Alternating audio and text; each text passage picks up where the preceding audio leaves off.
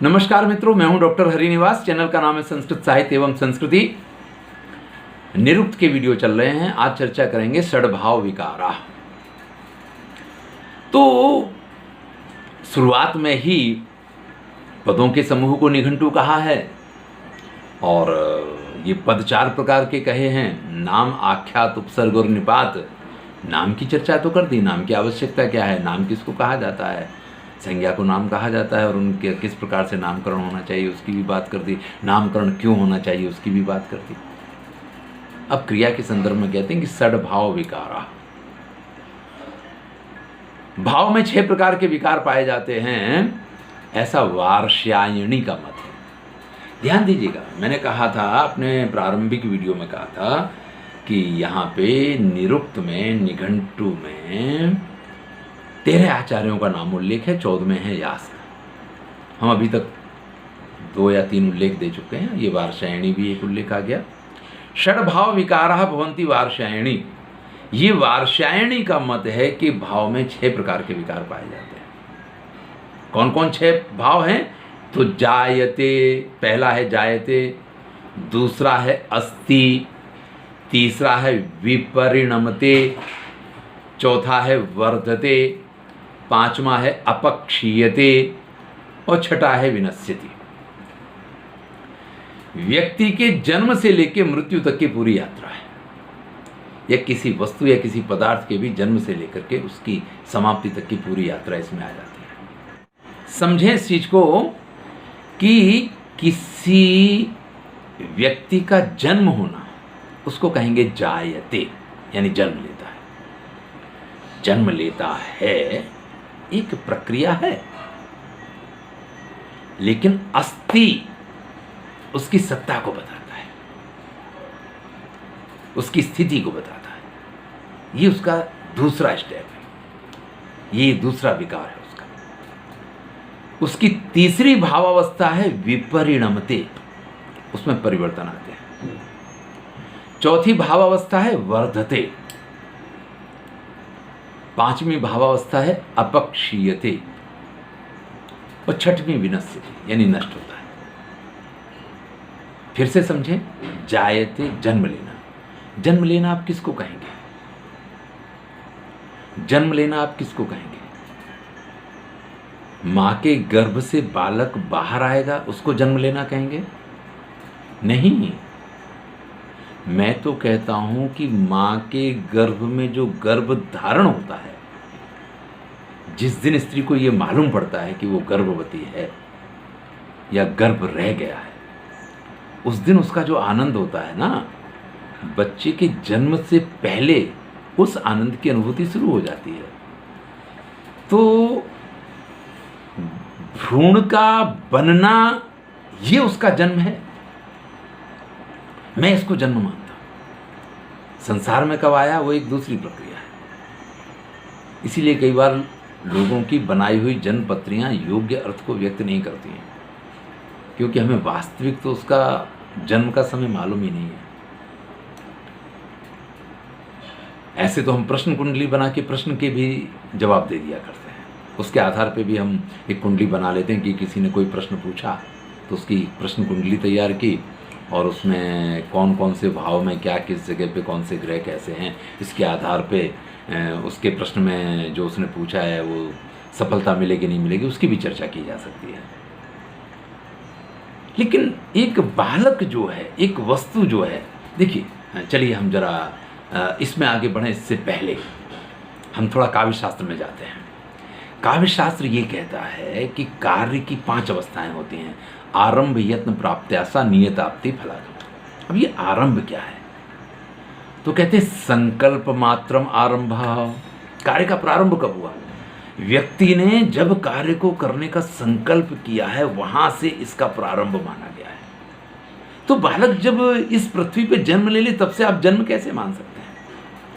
मैं कहता हूं जायते का अर्थ होगा कि जब वो भ्रूण रूप में पहली बार वो पिता और माता का अंश एकत्रित हुआ है और वो भ्रूण फलित हुआ, ये उसका जन्म है, ये उसका प्रारंभिक जन्म है। और फिर अस्थि, उसकी स्थिति होनी चाहिए, वो रुकना चाहिए, जब महीना हो गया और दोबारा से स्त्री को मासिक नहीं आया और उसने इस चीज़ को बिल्कुल अनुभव कर लिया कि नहीं गर्भ है, ये स्थिति है किस चीज़ की, कि वो जो बालक है ना, इसके बाद की स्थिति आगे आएगी विपरिणमते, उसमें परिवर्तन आते हैं।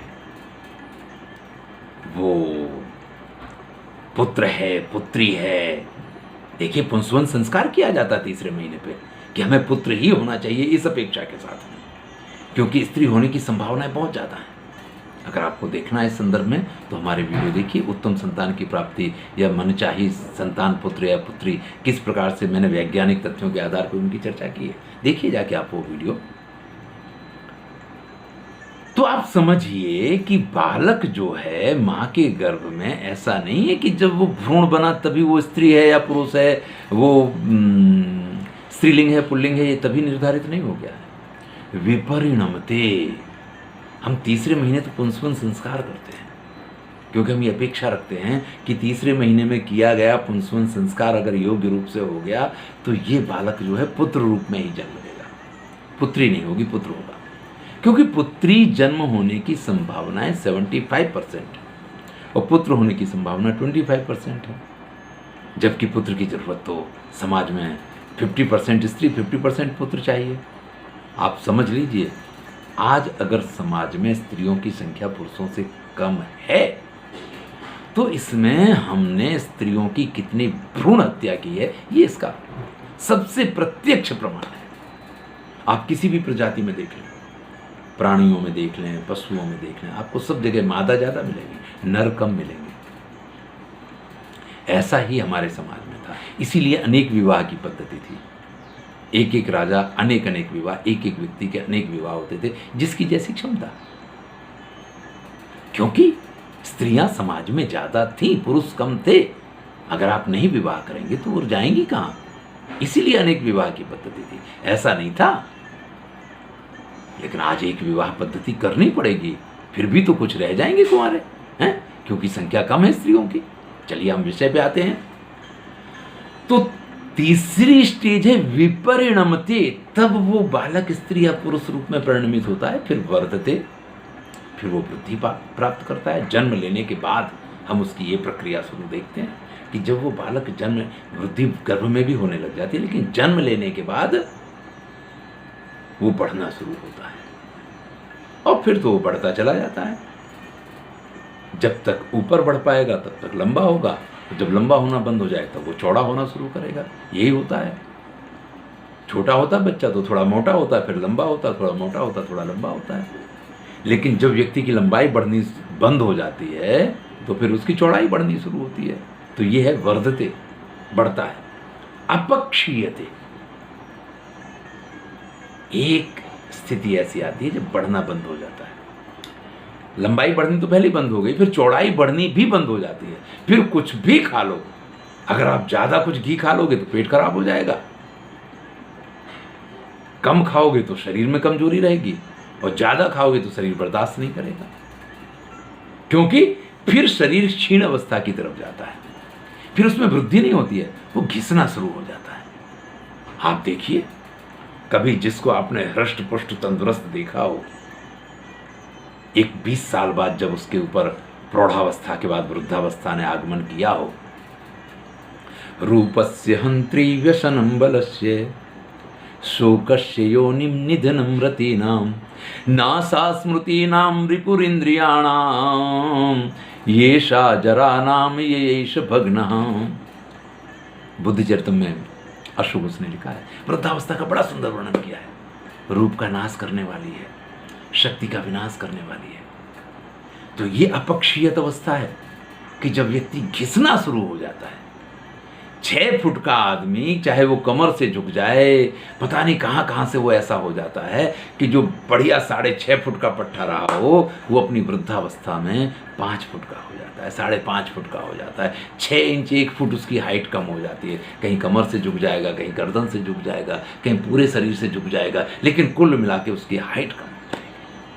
अगर उसको आप रबर की तरह खींचें तो आपको मालूम पड़े वास्तविक हाइट तो उसकी है। यही स्थिति चौड़ाई में होगी, जो बड़ा पट्टा जैसा है। हमारे गुरुजी कहते हैं, मथुरा पढ़ते थे, रामजीलाल शास्त्री करौली वाले पंडित जी के यहाँ में रहता था।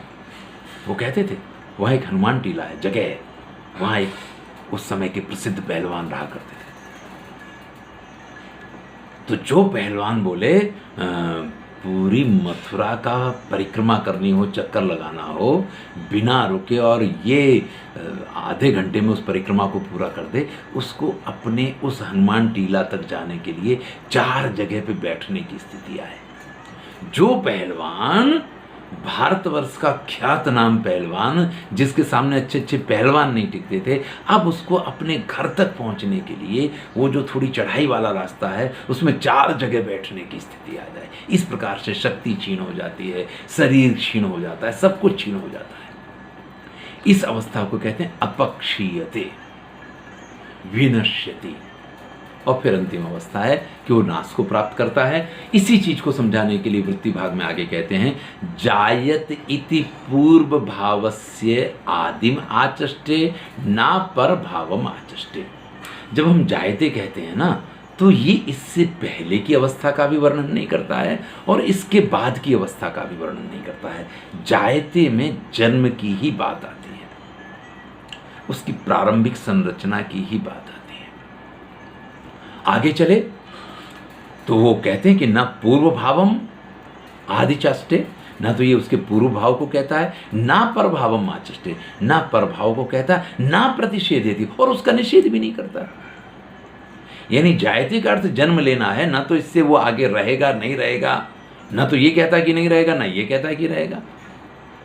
भ्रूण है, भ्रूण का डेवलप हो गया है, लेकिन वो कितना टिकेगा नहीं टिकेगा इसकी कोई चर्चा नहीं है। उसका भ्रूण का फलित होना, ये जायते इतने ही अर्थ को व्यक्त करता है। अस्ति उत्पन्नस्य सत्वस्य अवधारणम। अस्ति जो है भाव, वो उत्पन्न वस्तु की स्थिति, सत्ता को दर्शाता है, ना उससे पहले की स्थिति को, ना उससे बाद की स्थिति को कहता है, और ना उसका निषेध करता है। देखिए, यह प्रत्येक जो सद्भाव विकार कहे गए हैं, जो विकार के 6 अवस्थाएं कही गई, हम इस तरीके से अगर इसको समझें तो प्रत्येक अवस्था अपने तथ्य को कहती है, इससे आगे का वर्णन नहीं करती है, इससे आगे का निषेध भी नहीं करती है, इससे पीछे का भी वर्णन नहीं करती है और उसका भी निषेध नहीं करती। यानी अस्थि से जन्म का वर्णन नहीं हो सकता है और जन्म से अस्थि का वर्णन नहीं हो सकता है। आगे कहते हैं अस्ति उपपन्यस्य सत्वस्य अवधारणम। अस्ति क्या है? तो जो उत्पन्न है उस सत्व का अवधारण, यानी उसकी स्थिति को दिखाता है। विपरिणमति इत्य प्रच्यवमानस्य तत्वाद विकारम। अब जो कहा कि विपरिणमति, तो इससे जो स्थित वस्तु है उसमें जो विकार उत्पन्न होते हैं उनको दिखाया गया है। चलिए, कुछ लोग ऐसे कहते हैं कि जायते का अर्थ हम जन्म करेंगे, तो बालक के जन्म को आपने जायते मान लिया तो जन्म हो गया। जन्म यानी माँ के गर्भ से बाहर आना। तो इसके बाद अस्थि की स्थिति क्या है कि हाँ, वो जीवित है, उस संसार में आ चुका है, ये उसकी स्थिति की सत्ता को बताएगा। तो विपरिणमते क्या होगा? अब इसके बाद आप देखेंगे कि स्त्री है, पुरुष है। चलिए, आपने देख लिया, बालक को तो नहीं मालूम है कि वो स्त्री है या पुरुष है। छोटा बच्चा तो वो नहीं जानता कि वो स्त्री है या पुरुष है, वो तो उसी प्रकार से खेलता है। सब बच्चे एक साथ खेलेंगे, एक साथ मस्तियाँ करेंगे, सब कुछ एक साथ उनका चलता रहेगा, क्योंकि उन्हें अभी ना वो स्त्री है ना वो पुरुष है, उसमें कोई, ये तो आपने उसको बोलना सिखाया है, नहीं तुम लड़की हो तो ऐसे बोलना है, तुम लड़का हो तो तुमको ऐसे बोलना है। बालक तो इस तरीके से नहीं सीखता है, आप उसको सिखाते हैं। तो ये विपरिणमते वाली स्थिति जो है, ये माता पिता बालक को सिखाते हैं। इस तरीके से आप इसको समझ सकते हैं कि विपरिणमते। प्रच्यवमानस्य तत्वाद विकारम, जो उसमें स्थित तत्व हैं इसके अनुसार उनका विकार होता है। लेकिन इसके साथ जो उसके बाद की स्थिति है, वर्धते, विजयी नेति वा वर्धते शरीरेणेति वा। वृद्धि के 2 प्रकार हैं, एक तो विजय स्वरूप में वृद्धि होती है, एक शारीरिक स्वरूप में वृद्धि होती है। हाँ, ये बड़ा ही महत्वपूर्ण बात यहाँ पे कही है। भाई वृद्धि का अर्थ सिर्फ शारीरिक वृद्धि नहीं है। कुछ बच्चे जो हैं शारीरिक रूप से बहुत कम बड़े होते हैं, लेकिन बौद्धिक रूप से बड़े तीव्र होते हैं। और कई बार तो ऐसा कहा जाता है, हिटलर भी बड़ा छोटी हाइट का था, सचिन तेंदुलकर भी छोटी हाइट के थे, हैं मतलब जब खेलते थे तब की बात है। सुनील गावस्कर की भी हाइट कम थी। तो ये जितने कम हाइट वाले होते हैं वो ज़्यादा शार्प, ज़्यादा तीव्र और ज़्यादा बुद्धिमान होते हैं। इसके भी कुछ शोध हुए हैं, कुछ प्रमाण मिलते हैं। तो शारीरिक अभिवृद्धि भी वर्धते में आती है, और इसके साथ विजयात्मक, जिससे उसको सफलता मिले, वो भी इस वर्धते में आएगी। तो वर्धते के अंदर वर्धत इति स्वांगाभि उच्चयम सांयोगिका नाम वा अर्थानाम, अर्थात जो स्वयं के अंग हैं उनमें या मुझे संबंधित जो भी चीज़ें हैं उनमें अभिवृद्धि होना। इस हिसाब से व्यक्ति का विवाह होगा, उसके परिवार में भी वृद्धि होगी, उसको भी वर्धते के अंतर्गत माना जाएगा, क्योंकि जिससे भी उसका विकास है वो इसके साथ जुड़ा हुआ है। अपक्षीयते इत्यतेनैव व्याख्यातः प्रतिलोमः, भाई जो ऊपर चर्चा की गई ये उसका विरुद्ध है। अपक्षीयत यानी घिसने लग जाता है। मैंने इस सब की बात विस्तार से आपको समझा दी है, इसलिए बहुत इसकी चर्चा नहीं करता हूँ। विनश्यति, ये न तो उसके पहले की स्थिति को कहता है, न उसके प्रभाव को कहता है, न उसका निषेध करता है। विनश्यति का अर्थ होता है नष्ट होना, समाप्त होना, मृत्यु होना। इसको हम विनश्यति कह सकते हैं। तो ये षड्भाव विकार हैं। और जैसे तर्क संग्रह में पंच कार्यावस्था कही गई, और चेपड़ा अपचेपड़ा कुंचन प्रसारण गमनानी पंचकर्माणी, जैसे काव्य में कार्यावस्थाएं 5 कही गई हैं जिनकी मैंने बात की थी। आरंभ यत्न प्राप्त आसानीयताप्ति फलागम। यहाँ पे क्रिया में या वस्तु में भावात्मक रूप से 6 विकार कौन कौन से आते हैं, और वार्ष्यायणी ने उन कौन कौन से 6 विकारों को माना है, इसकी चर्चा हमने आपसे की। धन्यवाद। आगे की चर्चा अगले वीडियो में देखेंगे। मैं हूँ डॉक्टर हरिनिवास और चैनल का नाम है संस्कृत साहित्य एवं संस्कृत। आनंद लीजिए। अच्छा लगे तो वीडियो को लाइक